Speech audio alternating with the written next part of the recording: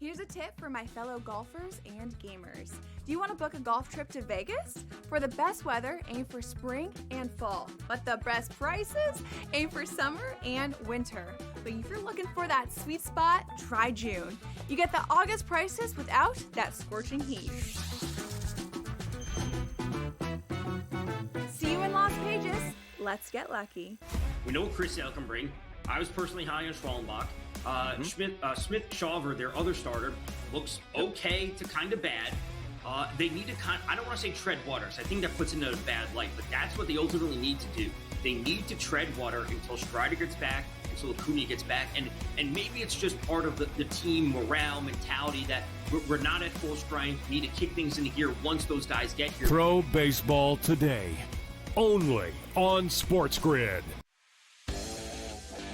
11 times now without a major, 14 times at the Masters. He finally has the green jacket. Rory McIlroy. The best sporting event so far this year. It's better than Super Bowl. It was better than the NCAA tournament. It had ups and downs. It had roller coaster rides. It had history, legacies. It had everything you could ever possibly want. Pharrell, Coast to Coast, only on SportsGrid. King of the featherweight division for the BKFC. That is King Kai Stewart, who is joining us now, still the champion of the featherweight. Though he did get dominated, he was still throwing big shots. He landed a lot bigger shots on Palomino than he did me, and I wasn't really impressed. Palomino's getting older. He is definitely a former GOAT. He has done amazing things in this sport, but it's just my time. Only on SportsGrid.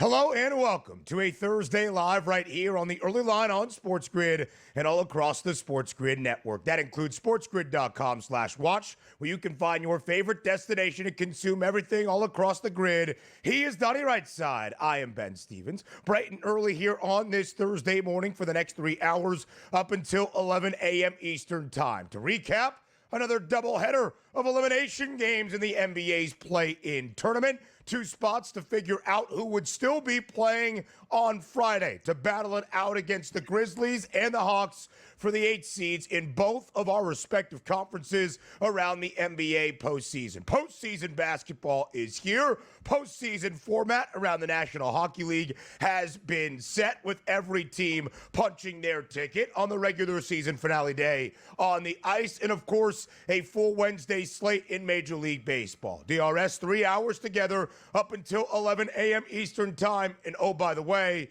exactly 1 week away from the start of the 2025 NFL Draft. Absolutely. Got day Major League Baseball as well. Warmer temperatures on the way this weekend in the Northeast. You have to love that. But also, as you're lining up the NBA action, it was hammer time last night by the road teams, as we'll get into. 2 teams on the road fighting for their lives, absolutely wiping out the home team, which caused some teams to say, should we actually bring back our head coach? Should we actually fire the general manager? This isn't good enough. My goodness. Blowouts galore last night in the association. Yes, DRS, indeed. On the first night of the NBA play-in tournament, we saw those home teams at least win outright, and the Magic even cover, winning by 25 against the Hawks. Last night, the road underdogs prevail. We start in Sacramento. We mentioned it. If Anthony Davis was out there for the Dallas Mavericks, a great shot for the Mavs to cover as a 5-point road dog in California's capital against the Kings and maybe even steal an outright victory. And that's exactly what happened. 120-106. Dallas wins outright as a 5-point road underdog in Sacramento to prevail and advance to Memphis on a Friday night. 27 points, 9 boards for Anthony Davis, and a little bit of play-in tourney redemption, DRS, for Klay Thompson, who went 0 for 10 last year in this same spot against Sacramento as a Golden State Warrior in his final game with the Dubs. Last night, 23 points, including 16 in the second quarter. a second quarter where the Mavericks scored 44 and the Kings only scored 19. And absolutely saw after the game where Klay Thompson took the microphone and said this was the most important victory of his entire career. Well, maybe not, but he did play well at that point. 33 minutes last night, 23 total points in the play-in round. And this was the reason, Ben, talked about it earlier. I was like, you know what? I really like the Kings. And yesterday, I woke up and said, you know what? The Mavs are going to win this game, and the 4.5 points sounds good. They didn't need any points in that game. 44-19, second quarter, get out of town. Nobody was lighting any beams last night in Sacramento. No, they were not. Just Klay Thompson putting up the trays. 5 of 7 from deep back in Northern California, and a victory for Dallas. So on Friday night, the Grizzlies will host the Mavericks. We'll look at that game to become the 8th seed in the Western Conference playoffs. We go to our first game of 2 last night. Eastern Conference 9-10 split. Inside the United Center, the Chicago Bulls, an ever so slight favorite against the Miami Heat. Chicago laying 2 points against Miami, but led by Tyler Hero. Miami prevails on the road, winning big, 109-90, outright as that short underdog. In DRS, behind a 38-point performance from Tyler Hero for the 3rd consecutive year, the Heat knocked the Bulls out of the play-in tournament, keeping Chicago from a playoff spot. Yeah, I actually like the Chicago Bulls keeping that home court advantage last night, but the one thing I brought up ad nauseum was this line doesn't make any sense, and it stinks to high heaven at only a -1. There you go. 1 for the books last night. Set the trap and get after it here. The Heat absolutely blasted the Chicago Bulls. Yes, they certainly did. 20 points from Andrew Wiggins, who, of course, came over in the Jimmy Butler trade to South Beach. Miami on to Atlanta. Something about the Heat in this time of year, hoping to be that 8th seed in the Eastern Conference and match up against the Cleveland Cavaliers. Let's get to a full Wednesday slate around Major League Baseball, recapping it for you here on this Thursday. Finally, DRS, in his 72nd at-bat of the year, Vladimir Guerrero Jr. goes yard. A home run off Spencer Strider, who was making his debut for the Atlanta Braves yesterday in Toronto. He was okay, 97 pitches, but gave up a couple of earned runs, and the Braves were only able to muster up 1. Atlanta loses in Strider's return, 3-1 to the Blue Jays. Good to see Strider back, but we ready to hit the alarm bells just yet on that offense for Atlanta? They go the entire game without scoring a run until Baldwin hits a home run in the 9th, and it might as well have been Alec Baldwin at that point because it didn't matter at all. Good pitching performance there. So we thought it would be a lower scoring game, but the Braves just haven't woken up yet to this season. 2-11 on the road. Come on, Braves. 19 strikeouts for Toronto's pitchers combined, including double digits out of their starter in Chris Bassett. Aaron Judge coming up in the clutch after not hitting a home run for like 10 games. Hits his 7th long ball of the year in the home half of the 7th inning to deliver the Yankees a win. A game-winning home run to give the Yanks the lead 4-3. They never look back. They sweep the Royals in the Bronx in the midweek. 4-1 the opener, 4-2 the second game, 4-3 in the finale for the Yankees. Yeah, waiting on that. Look, again, cooler temperatures, doesn't matter. Just stack up those wins, and the Yankees are doing that. I like the way the lineup presents itself. We'll see how that goes once again. You start to get the winds blowing out in the 80-degree temperatures up there in the Bronx, but a win is a win. 11-7 now for the New York Yankees. They'll take that and move on. Clark Schmidt in his return for the first time or his season debut. 73 pitches, 5 2/3, solid outing for New York. Let's get to football now, a week away from the 2025 NFL Draft. We mentioned Travis Hunter's comments on the show yesterday, DRS. If a team is not willing to play him on both sides of the football, he might quit the game altogether. Well, Joe Shane for the New York Giants, who are drafting 3rd overall, despite Travis Hunter being greater than a $3 favorite to go 2nd overall. Joe Shane, the GM for the G-Men, saying we would not be afraid to play Travis Hunter on both offense and defense. Neither would anybody else in limited capacity at this point, but the Giants are such a downtrodden franchise. They probably have to tell every single player in the draft that, yes, you can do whatever you want if you just will come here and help it translate into victories. But by the way, did you see the Beggar Giant news yesterday where they're making those final rounds on the quarterback? They actually kicked John Mara off of those flight logs there where he's not even allowed to be on his own private jet to look at these quarterbacks. So maybe a sign of the times are changing where the Giants might actually have a future. Keep the owner out of this year. He has no idea what he's doing, and apparently that's what they're doing now. I love the comments from Joe Shane, but Travis Hunter is minus 380 to go second, and Abdul Carter is minus 400 to go third, where the Giants are drafting. Made official yesterday, Con Knipple has declared for the 2025 NBA draft. You know who is not officially declared just yet? Cooper Flagg.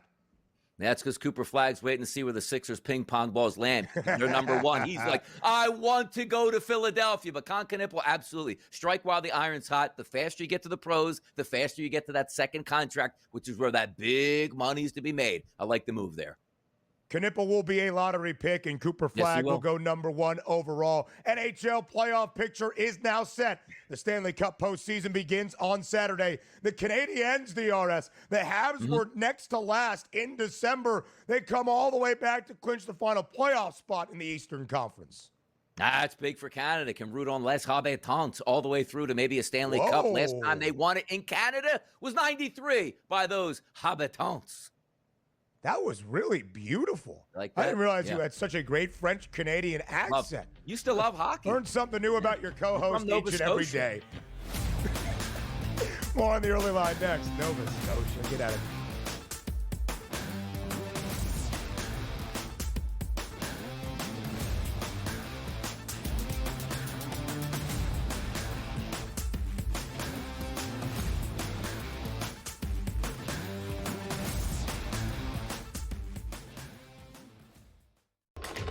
Enter into the magical world of McLuck.com, where even the smallest of spins can win real cash prizes.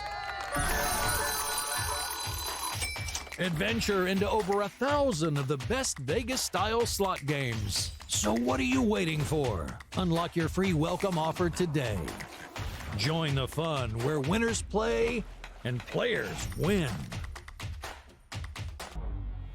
Two guys that can do it all. Too much electricity this morning. This is a good time. We're having a lot of fun. I had to do a triple take. Ka-ching! Why? Because of parity. I didn't mean to offend. Yeah, it's not going to happen. Load management is a dirty word. Let him rip. You know what? Circumstances provide the results. What? How do you do this one? Oh, Donnie, you got such a good show there. A network that is booming. The Early Line, only on SportsGrid. Anyone that's been to a sporting event, the atmosphere before a game, I think Game Time Decisions has that same exact atmosphere. This is our arena. This is what we do. There is going to be an energy to Game Time Decisions that you will feel night in and night out. The excitement you get when you lock your bets in, when you're figuring out what you want to do, we can zone in on the biggest games each night. I want this to be the place that people come to before the games start so they feel as ready as possible to lock in their cards. We are going to hit every single one of those markets that you need to know about. We're gonna go through every single thing, and I've got a great team behind me that's gonna help me get the job done. There is not gonna be a better place, I promise you, than Game Time Decisions to get that new information, react to it, and be able to then bet accordingly. We will have everything at our disposal, and we will use that to our advantage. I'm Kevin Walsh. Tune into Game Time Decisions from 6 to 8 p.m. Eastern on SportsGrid.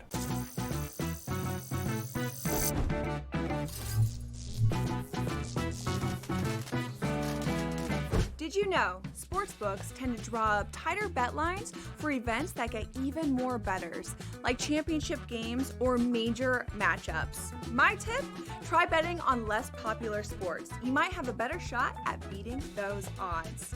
Now, go get lucky. See you in Las Cages. Let's get lucky.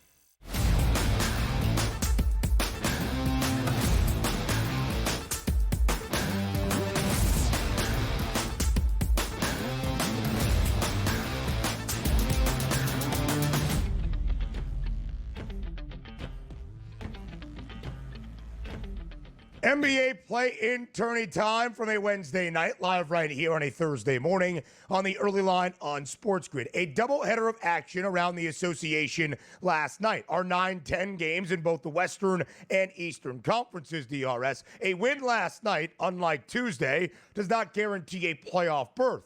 it guarantees staving off elimination, a spot on Friday night to battle it out against either the Grizzlies or the Hawks to become the 8th seed in your respective conference playoff format. So we start in California's capital. The Sacramento Kings hosting the Dallas Mavericks. Sacramento, a 5-point home favorite. 70% of the money based on the spread betting backing the Kings at home. But as we kind of alluded to yesterday, DRS, the Dallas Mavericks with a healthy Anthony Davis had very different ideas. Not just a healthy AD, but a healthy and productive Klay Thompson as well, vanquishing some of his play-in tourney demons in Sacktown last night. The Mavericks win by double digits on the road, 120-106, outright as a 5-point underdog against the Kings. A total that dropped throughout the day to 213.5 does find its way over. Dallas advances to Friday in Memphis to take on the Grizzlies to be the 8th seed in the Western Conference.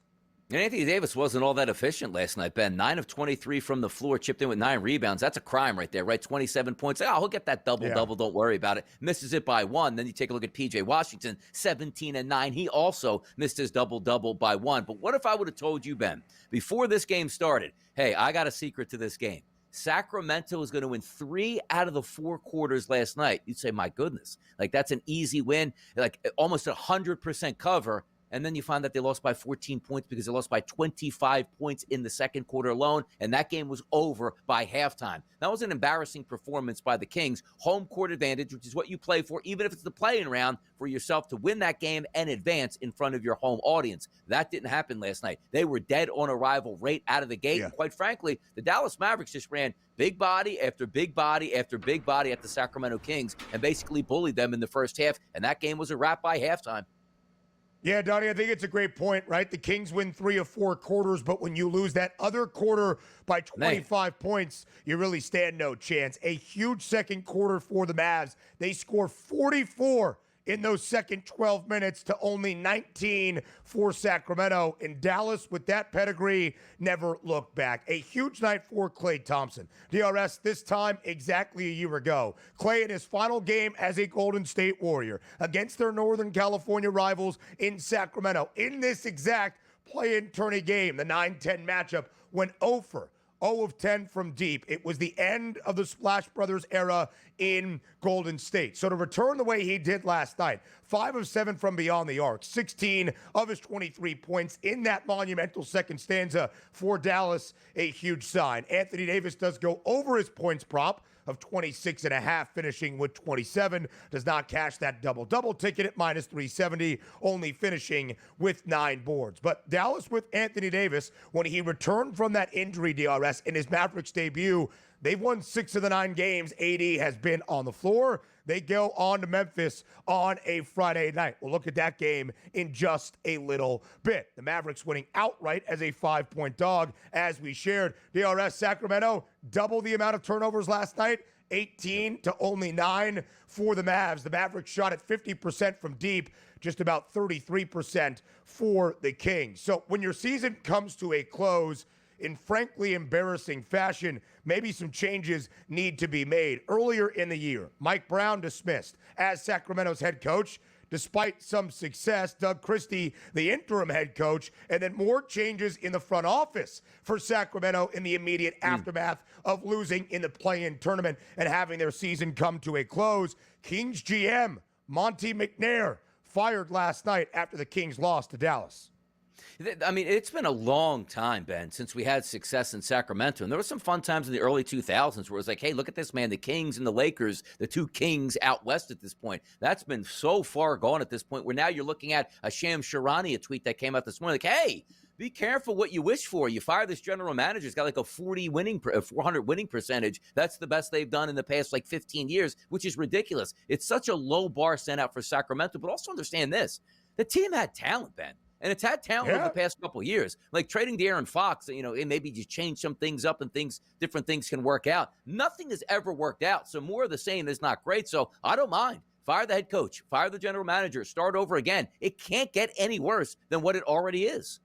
A couple of years ago, Monty McNair in the 2022-23 season won NBA Executive of the Year for compiling a team in Sacktown that was the 3 seed in the Western Conference, snapping a very long playoff drought. Just 2 years later, he is out. He did make some changes this year, of course, in terms of the roster, shipping out De'Aaron Fox, adding Zach LaVine, DeMar DeRozan, of course, in Sacramento as well. He had a game-high 38 yesterday, or I believe something of the sort. Let me check that final number. 33 for DeMar DeRozan, just not enough. And, of course, the Kings doing all of this into the play-in tourney with an interim head coach and former player in Doug Christie. Here's what Christie had to say about his future in Sacramento after the game. Yeah, this is where I want to be. I think you guys know that. I need to finish what I started, and that's the only reason that I ever even stepped onto the sideline from where I was at initially, because I had to exercise some demons for myself. But more than anything is when you hear the narratives that are written by people who are not here and just have random stuff to say, it irks me because they don't know. It's an incredible fan base. It's an incredible organization. And when it's right and you're going around beating the hell out of people, not a lot of people got a lot to say then. But when you're getting your butt beat, they got a lot to say. And I feel you. But when that tide turns and the rabbit got the gun, then we'll see. What just happened right there? Yeah. Strange dude, man. All three. I mean, you go back and just Google like Doug Christie and back in the day, and the wife makes sure I shoot enough 3-point shots, and if I don't hit a 3-point shot, I got to apologize to her mid-game. And now we have this post-game press conference. Finish what you started. What did you actually start? It's already finished, Doug. You don't get the. What are you talking about? Be careful. When the rabbit got the gun, you never know. More on the early line next.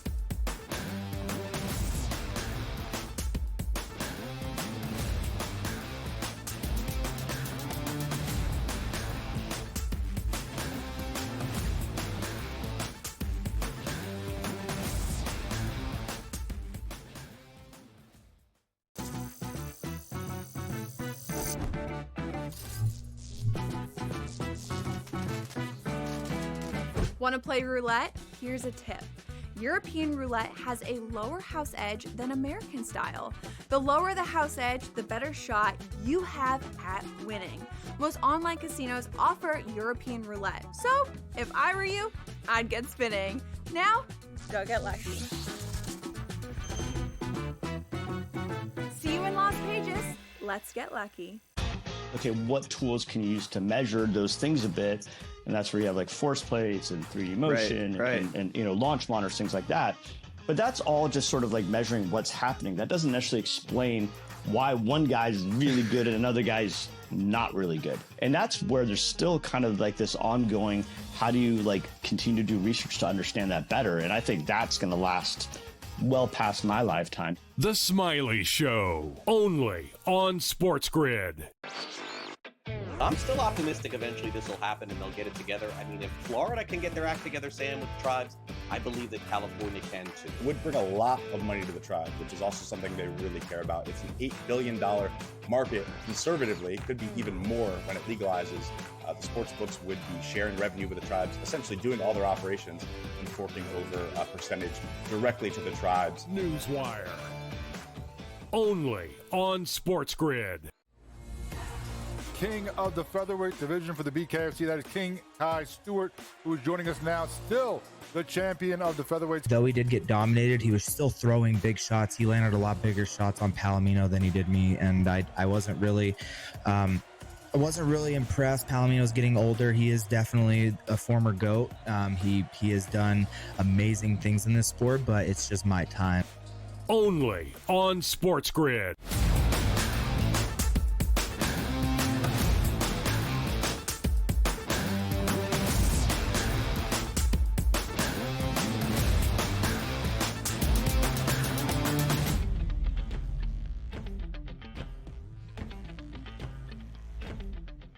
I think we need to unpack just a little bit more what interim head coach for the Sacramento Kings, Doug Christie, had to say after the Kings got beat by 14 on their own home floor last night in the play-in tournament action against the Dallas Mavericks. Here's Christie again about his future and what he's got to finish there in Sacktown. And I feel you, but when that tide turns and the rabbit got the gun, then we'll see. I also love him being like, the media narrative on Sacramento is out of control. Is there a media narrative on Sacramento Kings basketball? I'm not so sure. But DRS, Doug Christie started off in that soundbite saying he must exercise his demons. It's an interesting thing when you're an interim head coach with no previous head coaching or assistant coaching experience on the bench in Sacramento. Now, of course, spent a good majority of his NBA playing career in the early 2000s, a part of those great Kings teams that you alluded to with Vlade Divac and Chris Webber and Mike Bibby under Rick Adelman that would always come up short, it seemed, against the Los Angeles Lakers, never making it to the NBA Finals despite being a Western Conference powerhouse. Maybe that's what he's alluding to in Sacramento?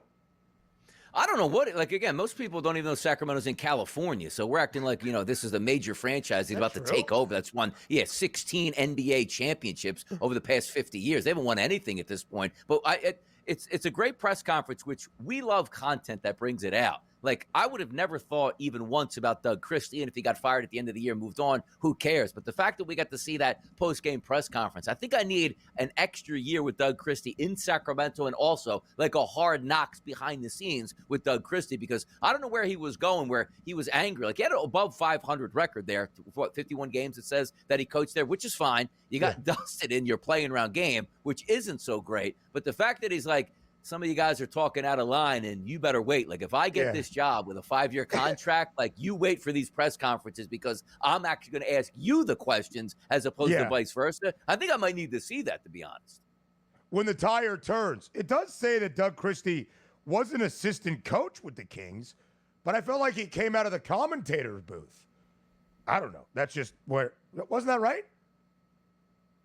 Started as an assistant, so maybe he does have to exercise those demons. 27-24 in his 51 games as the interim head man this year in 2024-25 for Doug Christie. Anytime you have an NBA interim head coach speaking like an NFL wide receiver when the tire turns and the rabbit got the gun, that guy needs to come back. Make him the permanent head coach in Sacramento. I think we are becoming a Doug Christie show. Like, we're all in on Doug Christie, next full-time head coach of the Sacramento Kings. We need to get him on the show. I'm pretty sure, like, way that press conference ended, he would be loving to make the national rounds to ask him some questions. Like, we're not going to have him on the show to belittle him. Like, I actually want to know what the deal is, and I might be now his biggest supporter where he needs to be back in Sacramento next year.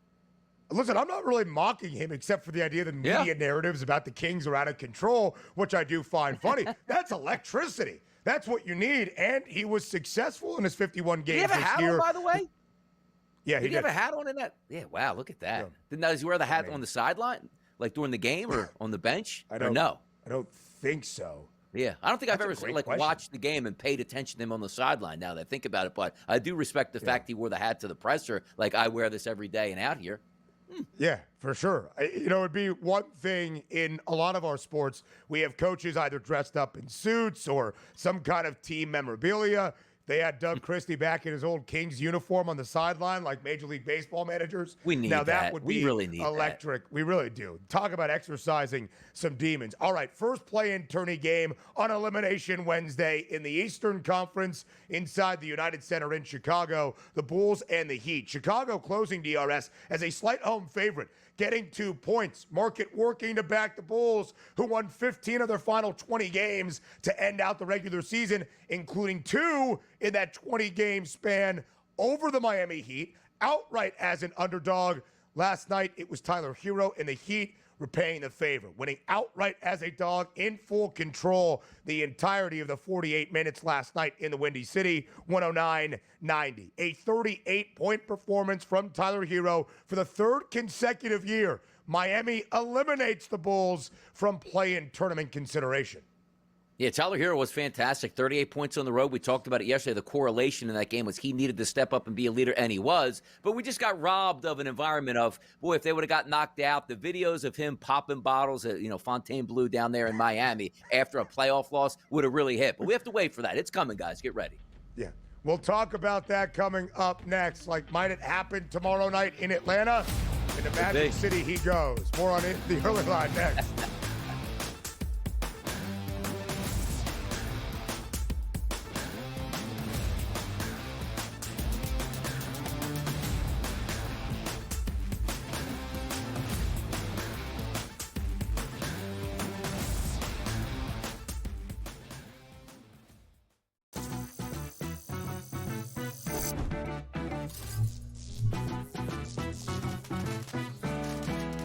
Want to play roulette? Here's a tip.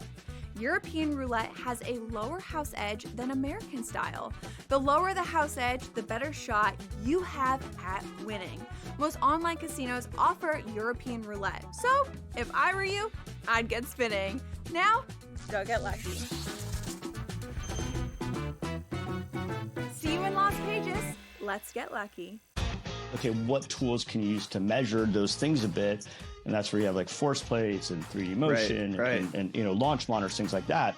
But that's all just sort of like measuring what's happening. That doesn't necessarily explain why one guy's really good and another guy's not really good. And that's where there's still kind of like this ongoing, how do you like continue to do research to understand that better? And I think that's going to last well past my lifetime. The Smiley Show, only on SportsGrid. I'm still optimistic eventually this will happen and they'll get it together. I mean, if Florida can get their act together, Sam, with the tribes, I believe that California can too. It would bring a lot of money to the tribes, which is also something they really care about. It's an $8 billion market. Conservatively, it could be even more when it legalizes. The sports books would be sharing revenue with the tribes, essentially doing all their operations and forking over a percentage directly to the tribes. Newswire, only on SportsGrid. King of the featherweight division for the BKFC, that is King Kai Stewart, who is joining us now, still the champion of the featherweights. Though he did get dominated, he was still throwing big shots. He landed a lot bigger shots on Palomino than he did me, and I wasn't really impressed. Palomino's getting older. He is definitely a former GOAT. He has done amazing things in this sport, but it's just my time. Only on SportsGrid.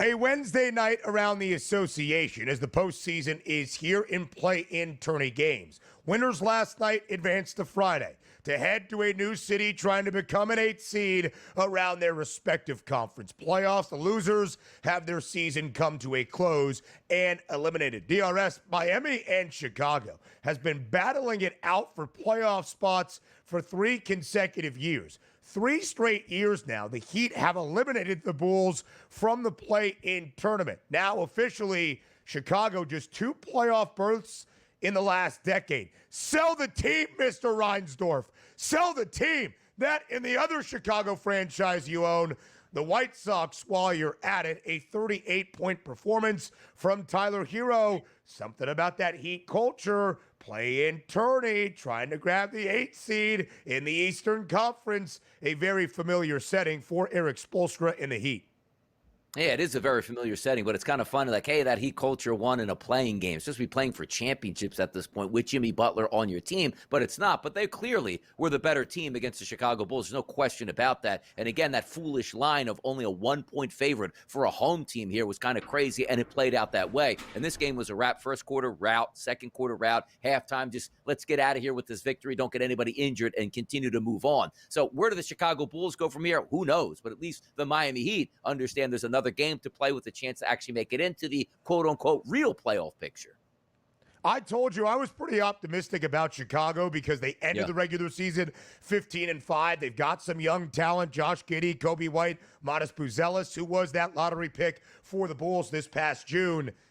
but that's kind of where they are, a middling team at this moment. We'll see what the future is in the Windy City. So the Bulls out of play in consideration. Miami on to Friday night. Again, DRS, a victory last night. You stave off elimination, you keep your season afloat, and you've got one game, winner take all, to become the 8th seed in your respective conference postseason. So we start in Memphis. The Grizzlies will host the Dallas Mavericks. AD and Clay leading the Mavs to an outright upset last night in Sacramento. Dallas will hope to do the same tomorrow night in the Grind City, but as a larger underdog. Yesterday, catching 5 from the Kings. As it stands right now, getting 6.5 from Memphis. The Grizzlies were an underdog in San Francisco, covered that number. Of course, DRS, as we alluded to, Ja Morant rolled his ankle late in the third quarter, did return early in the fourth. He says he will be good to go for tomorrow night's action. Winner in Memphis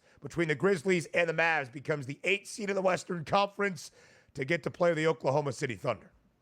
Yeah, and you look at that game, too, because the Grizzlies, again, the fruits of their labor, they weren't playing in a, win and go home, or excuse me, a loser go home game. They now get to come home and say, okay, we wipe the tears out of our face and we're going to play well at home. But here's the interesting part. Dallas Mavericks, I liked what I saw from them last night. Almost playing with house money at this point, getting 6.5 points. Ja Morant with that ankle, which it's going to bother him. He might still go out there and drop 25 points and have 10 assists and be the best player on the court. We understand that. But I got to tell you, I look at that line right here and say, yes, it's going towards a Memphis Grizzly victory, but I might be taking that 6.5 points. I liked, again, what I saw out of the healthy Dallas Mavericks team, or as healthy as they could be this season at this point in time. I think that the 6.5 points is the way to go right now. Yeah, me as well, DRS. Again, with Anthony Davis, since he returned from that adductor strain in his Dallas debut, the Mavs are 6-3 in those 9 games, including now 3 outright victories as an underdog. I think I give the edge to the Grizzlies outright to win and become the 8th seed. I think Dallas can stay within that number. By the way, points props already out, 25.5 for Ja Morant. I don't think we're in any danger of him missing tomorrow night's game in the Grind City. Desmond Bane, though, with a 30-point performance against the Dubs, 21.5 DRS, his points prop. You highlighted how proficient he has been down the stretch for Memphis. If Ja is not a full 100%, and you need that scoring production from that second tier anyway, Desmond Bane's number, not a bad look. Oh, it goes again. Sometimes you just have the correlations. Like, there was no point in my mind that it said, you know what, Tyler Hero last night, if he has a bad game, Miami Heat's probably going to win. Scores 38 points, way more than I thought he would have, but he was fantastic and they won. But there's also the element of Bane doesn't have to go nuts. Like, oh, well, his points prop's 29.5. He just has to play his average game here. And the correlation would be if he has a great game, they probably win, yes, but he can have a really good game, which means 23, 24, 25 points, lose that game and still cash in that ticket. I like Desmond Bane again. And also, as you pointed out, if you're not getting a healthy Ja Morant, we're not saying he's going to be more, unselfish with the basketball because he can't handle his business. He's playing to win in that game, no doubt. But Bane, as that secondary option, he'll be in the 20s. I like that play again. Yeah, me as well, DRS. I certainly do. Total is fascinating. 222. The Mavericks last night played in a game that saw its total plummet throughout the day. 213 and a hook. Skied over as they pulled off the outright upset. Same story for the Grizz and the Warriors. Worked its way down to 27.5 at close, still skying over. We know Memphis has played a ton of overs this year, but this is winner take all, a finality, if you will, to this matchup. I wonder what that total looks like at 222. Our first game of a doubleheader on Friday is in Atlanta. The Hawks and the Heat. Both teams very comfortable in this setting in a play-in tournament elimination game, trying to become the 8th seed in the Eastern Conference playoffs. Trae Young ejected with his second tech late as the Hawks were getting blown out in Orlando. Miami wins comfortably last night, really in control from pole to finish against the Chicago Bulls. Just a 1-point spread as of this moment in favor of the Hawks, slightly at home. DRS, that money line that shows you 18 cents of distinction on that graphic, now just 4. Minus 110 for the Hawks, minus 106 for the Heat. It is basically a pick 'em who wins, who's the 8th seed in the Eastern Conference. It's crazy, too, because it's what have you done for me lately is when a lot of people look at this. Well, how did the Hawks play against the Magic? Didn't play very well. Trae Young got ejected from that game. What did the Miami Heat do to the Chicago Bulls to stay in the play-in rounds? Absolutely hammered them on the road. So most people are looking to say, you know what, that might be a steal at that +1. If we're just, again, lining it up, I don't have the same vibes. Like, ooh, Chicago Bulls -1 doesn't make sense. This absolutely does make some sense. I think the Miami Heat are going to win this basketball game and continue to move forward. It doesn't say Trae Young won't actually be, proficient on the court. He can have his big game and they can still lose, but I'm leaning towards the Heat. But by the way, let me get you a little PSA here again about Friday and Saturday's NBA. Do you want to hear it? Do you want to hear why I'm upset about this now? We were told an idea where it's going. Yeah. We were told this week when people have to get up for work, kids have to go to school this week, that we're going to place games at 10 p.m. because that's the only window we can fit it in. I see the Friday night game here, which is a weekend night, 9:40, starting earlier. So then I go, okay, that's interesting to me. Well, Saturday's got to have a 10 o'clock start with all those games on. Saturday night, 8:30 start. Can somebody just explain it to me like I'm a 5-year-old child what we do with the time frames for when they play in the NBA game? I'm lost right now. I really am.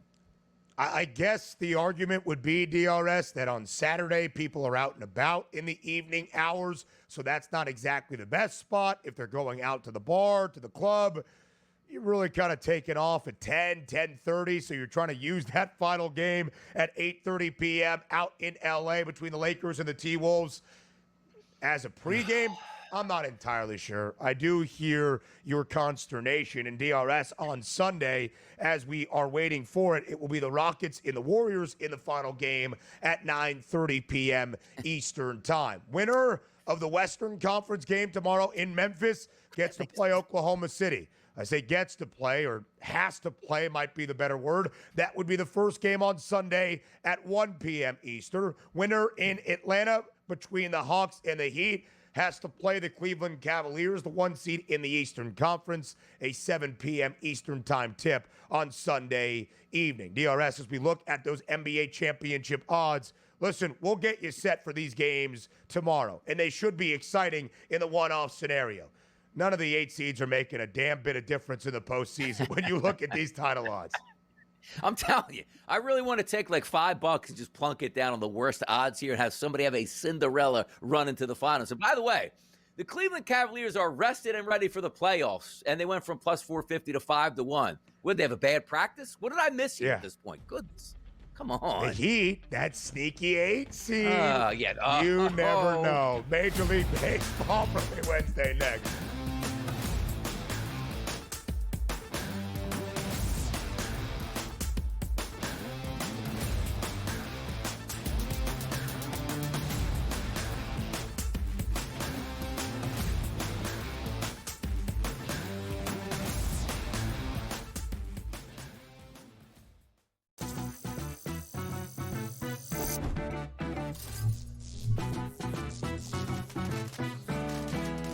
Here's a tip for my fellow golfers and gamers. Do you want to book a golf trip to Vegas? For the best weather, aim for spring and fall. But the best prices, aim for summer and winter. But if you're looking for that sweet spot, try June. You get the August prices without that scorching heat. See you in Las Vegas. Let's get lucky. We know what Chris Sale can bring. I was personally high on Schwallenbach. Smith Shawver, their other starter, looks okay to kind of bad. They need to I don't want to say tread water, so I think that puts into a bad light, but that's what they ultimately need to do. They need to tread water until Strider gets back, until Acuna gets back, and maybe it's just part of the team morale mentality that we're not at full strength, need to kick things into gear once those guys get here. Pro Baseball Today, only on SportsGrid. 11 times now without a major, 14 times at the Masters. He finally has the green jacket. Rory McIlroy. The best sporting event so far this year. It's better than Super Bowl. It was better than the NCAA tournament. It had ups and downs. It had roller coaster rides. It had history, legacies. It had everything you could ever possibly want. Pharrell, Coast to Coast, only on SportsGrid. King of the featherweight division for the BKFC. That is King Kai Stewart, who is joining us now. Still the champion of the featherweight. Though he did get dominated, he was still throwing big shots. He landed a lot bigger shots on Palomino than he did me, and I wasn't really impressed. Palomino's getting older. He is definitely a former GOAT. He has done amazing things in this sport, but it's just my time. Only on SportsGrid.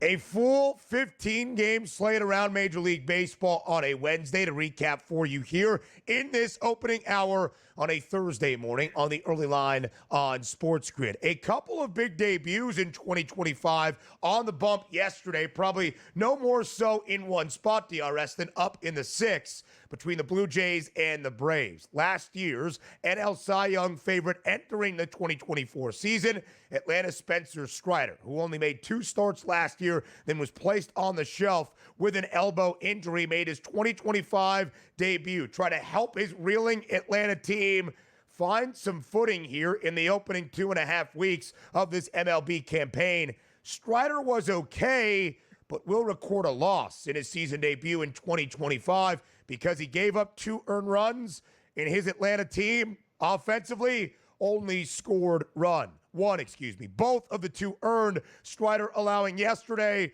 off the bat of Vladimir Guerrero Jr. An RBI single to open up the scoring in the home half of the third, and then a few frames later, finally, in his 72nd at-bat of the season, Vladdy Jr. hits one over the wall. His first home run of the year, Toronto ends up with a 3-1 victory over the Braves. Strider makes 97 pitches in his 2025 debut, Donnie, but as you see there, we'll record the loss in that season opener for him. Yeah, it'll get better throughout the summer as well. You know, you're pitching in a dome, so you really didn't have too much of those elements like, well, what did you want him to do in 44-degree temperatures? It wasn't that. I'm not worried about him. I'm worried about the team and the Atlanta Braves himself. He'll be fine. He'll be stretched out longer as the season goes. Those strikeout rates will certainly improve from 5 Ks into 5 innings, where you'll see those 5 innings and 8 to 9 strikeouts. That's what Strider actually provides. But look at the Braves' offense overall yesterday. There's nothing more demoralizing than the strikeout. And when we talk about strikeouts, they struck out 19 times as a team. 19. But look at this. Your first 2 batters in the lineup, forget about Olson, who struck out 3 times, went 0 for 4 with 4 strikeouts. They didn't touch a baseball. They didn't even get on base at all. In 0 for 8 with 8 Ks, nothing productive coming your way, that's never going to help. And then Olson actually had a base hit, but still struck out 3 times here and is only hitting 203 on the season. We want to hope that as the temperatures get warmer and down into Big A, things will be just fine there, and the pitching staff will come around. You'll like that. But this is alarming at this rate. It's 18 games into the season with not really any signs of life from that offense. And Marcell Ozuna now I don't think he got put on the IL, but he's been out a couple games there waiting to see what that hip injury is going to be. He was their best player. Now, he's down for an extended period of time. There's nothing in that lineup that looks good right now at all. DRS, we talked a lot about Atlanta's 0-7 start to begin this season. No team has ever started 0-7 and found their way to the MLB postseason. Could it be different with the expanded playoffs this year for Atlanta? Perhaps. Expanded playoffs that we have seen the last few seasons. Just saying, in a long history of Major League Baseball, it is still a relatively new format. But the Braves entered this year still with the injuries to Spencer Strider, expecting him back at some point in April. Okay, he's here. And Ronald Acuna Jr. back at some point early on as well. We think that is going to happen very soon. Atlanta entered with the second best price to win the NL pennant. It has not been there for the Braves. We'll talk about them in just a moment. In fact, we'll talk about them right here, right now. 93.5, the opening day win total for Atlanta, a 5-13 record after losing the rubber match in Toronto yesterday against the Jays. A minus 400 price DRS to make the playoffs. Now it's minus 128. They were the favorites to win the National League East, ever so slightly in front of the Mets and the Phillies. Not any longer at plus 320. And again, it was that second best price to win the pennant, behind the very short number that the Dodgers had. Well, now the Braves are behind both the Mets and the Phillies in those pennant numbers. How do you feel about Atlanta? It's early. It's only 18 games of 162. Do you think there is a rally coming for the Braves, or is it getting late very early in this MLB season? No, there's a rally coming from them. They got a good front office, and also you're mainly basing everything. These hitters just can't forget about hitting on a year-to-year basis. Like, oh, they were really good the past couple of years, now they stink. They'll come around here, but you are worried about the injuries and like Ozuna's hip to see how that turns out. But there is help on the way. Ronald Acuna Jr. is one of the best players in Major League Baseball, and if he was healthy last year and this year, probably 1, 2, or 3 in the MVP odds market. That's how essential he is to starting and being that jump starter early in that lineup, and everybody else can certainly feed off of that. But you don't want to dig yourself a grave this early in the season, but it's not really that bad. Like, the Mets are 11-7, lost 2 straight games. The Phillies floundering around 4-6 in their last 10 games. So they're 6 games back, which is a lot of games to sort of even climb out because you're going over everybody, the Nationals, the Marlins, the Phillies, and the Mets. But you just need a 2 or 3 game win streak here to sort of settle everybody down. But that was important, that series in Toronto. It's like you actually got Schwellenbach on the mound and also Strider, and we didn't come away with any victories out of that. And it wasn't the pitchers, per se, outside of Schwellenbach, did have a good start. Strider gave you a good enough start to win that game, and nobody showed up. Nobody on offense. Yeah, the Braves won the opener in Toronto. The Blue Jays then won the final 2, including yesterday's rubber match in some day baseball to take the midweek series. Schwelly got absolutely rocked after allowing just a single earned run in his opening 3 outings. He gave up 6 on, Tuesday against the Blue Jays. Yesterday for Spencer Strider, 5 innings of work, 97 pitches, 2 earned runs allowed, both off the bat of Vladdy Jr., 5 hits, 1 walk, 5 Ks. DRS, for the guy's first start in more than a calendar year in his debut in 2025. Again, Spencer Strider was not the issue, despite the fact he's now started this season 0-1. It was the Braves that have 27 outs recorded, striking out in 19 of those. It was Atlanta's offense, not Strider. But if you are hoping for that optimism for the Braves, a solid debut out of Strider should help you with some of that. And the expected return very soon of Ronald Acuna Jr. also going to help as well. Exactly. And again, help will be on the way. You can be 10 games out in the month of April and then you say, you know what, we have 135 plus games to go the rest of the way to try to right the ship. And also understand this. It's not sometimes about just winning that division. There's still wild cards you can play into. But I'm not panicked just yet on the Atlanta Braves overall as their season. I'm just sort of panicked about the way the offense is actually producing right now. Sooner than later, they'll wake up and that weather temperatures will increase from 60 degrees to 70 to 80 to 90 in Atlanta. And that place will be jumping as a launch pad again. DRS, if you remember where Atlanta is right now, and you note that price of the playoff number at -128, if you are a believer that history will continue, that no team to start 0-7 has made the MLB postseason, you can bet the negative of the minus money price to get into the playoffs. It's +104. Just throwing that out there as well. Other headlines from a Wednesday around the Major League. Next.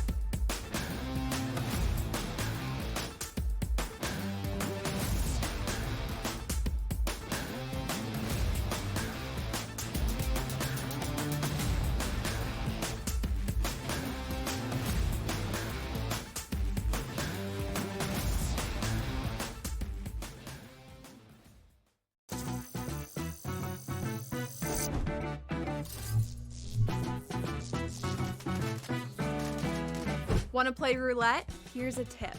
European roulette has a lower house edge than American style. The lower the house edge, the better shot you have at winning. Most online casinos offer European roulette. So, if I were you, I'd get spinning. Now, go get lucky. See you in Las Vegas. Let's get lucky. Okay, what tools can you use to measure those things a bit? And that's where you have like force plates and 3D motion and you know, launch monitors, things like that. But that's all just sort of like measuring what's happening. That doesn't necessarily explain why one guy's really good and another guy's not really good. And that's where there's still kind of like this ongoing, how do you like continue to do research to understand that better? And I think that's going to last well past my lifetime. The Smiley Show, only on SportsGrid. I'm still optimistic eventually this will happen and they'll get it together. I mean, if Florida can get their act together, Sam, with the tribes, I believe that California can too. It would bring a lot of money to the tribes, which is also something they really care about. It's an $8 billion market. Conservatively, it could be even more when it legalizes. The sports books would be sharing revenue with the tribes, essentially doing all their operations and forking over a percentage directly to the tribes. Newswire, only on SportsGrid. king of the featherweight division for the BKFC. That is King Kai Stewart, who is joining us now, still the champion of the featherweights. Though he did get dominated, he was still throwing big shots. He landed a lot bigger shots on Palomino than he did me, and I wasn't really impressed. Palomino's getting older. He is definitely a former GOAT. He has done amazing things in this sport, but it's just my time. Only on SportsGrid.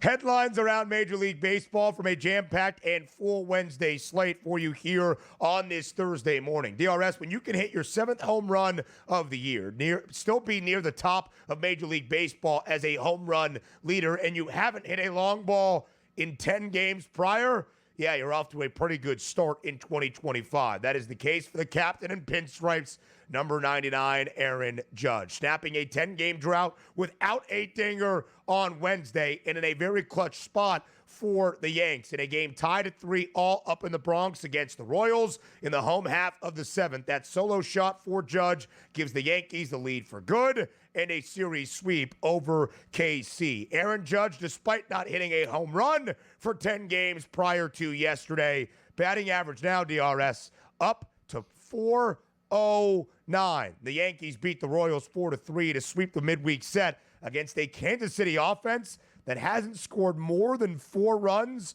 in nearly 2 weeks. Yeah, dead on arrivals, that offense. Jonathan India in that leadoff spot, who I like the acquisition there, 183 on the season. Vinny Pasquantino, 200. Kevin Biggio, 179. Salvador Perez even at a 208. So maybe the colder temperatures really affecting them. But I want to say this, too. You look at the power bats there, right, in New York City, and that includes Pete Alonso. What phenomenal seasons for both of those guys, including batting averages as well. They've been great. But the one interesting part is now Pete Alonso getting the effects of, the protection in front of him, let's just say with Juan Soto, where Soto's always on base, gives more high leverage situations out and can make maybe your bats a little bit easier. Hasn't been striking out a lot. That's great. Now flip it over to Aaron Judge, who lost Juan Soto. Like, how's he going to perform without Soto in the lineup to sort of get on base and be that protection? Well, last night, Cody Bellinger batted in front of Aaron Judge, a 185 average. Behind him, Jazz Chisholm, a 176 average. You look right in the middle sandwich, that's Aaron Judge, a 409 batting average. Launching another home run last night, which again, it took some time to get one of those, but he has been phenomenal this season, and certainly those odds for like the MVP market absolutely reflect that. But my goodness, power hitters aren't supposed to hit high 300s, even 400. I don't care if it's a week into the season. Best batting average in MLB at 409. Tremendous. Second most home runs this year was 7, only behind Tyler Soderstrom of the Athletics. Aaron Judge now a minus 280. Already a minus 280 odds-on favorite to win his 3rd AL MVP in the last 4 seasons. The San Diego Padres, after having their 11-game home win streak to start the season, snapped by the Cubbies 2 days ago, get back on top to take the rubber match in a dead-even pick'em, minus 108 on both sides for some afternoon baseball at Petco against the Cubbies. 4-2 win for the Padres, DRS. Pretty simple, really. Nick Pivetta, 6 innings and a solid outing on the bump for the Padres. Tatis, Machado, 2 RBIs each. Bada bing, bada boom. 4-2 win to take the rubber match in the set. Yeah, good win there, too. And you take a look at Pivetta, coming into that game with really good numbers, both analytically and also ERA-wise. Left that game with really good analytics and really good ERA-wise. And how about Suarez also? We're just a few short weeks into the season, and the Padres are racking up wins with 15. How about Suarez already with his 8th save of the season? Could he be one of those guys, if the Padres continue to play well, gets 50 saves this season? We'll find out. But you're right.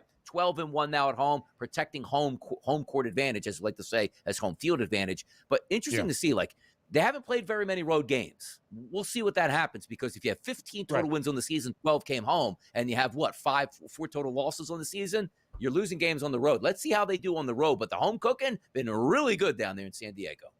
Robert Suarez was great last year as well. 36 saves, already 8 this year to lead all of Major League Baseball. The New York Mets dropped their final 2 games in Minneapolis to lose the series against the Twins. Yesterday, they trailed 3-0 early, rallied with a 3-run 8th to tie it force extra innings, but in extras, it was Ty France hitting a walk-off RBI single to give Minnesota the victory in the rubber match. Probably more importantly, DRS, the slow start at the dish for Juan Soto continues. 0 of 5 yesterday, 3 strikeouts, grounded into a double play with the bases juiced during that game as well. Not exactly the best start ever for baseball's most expensive player.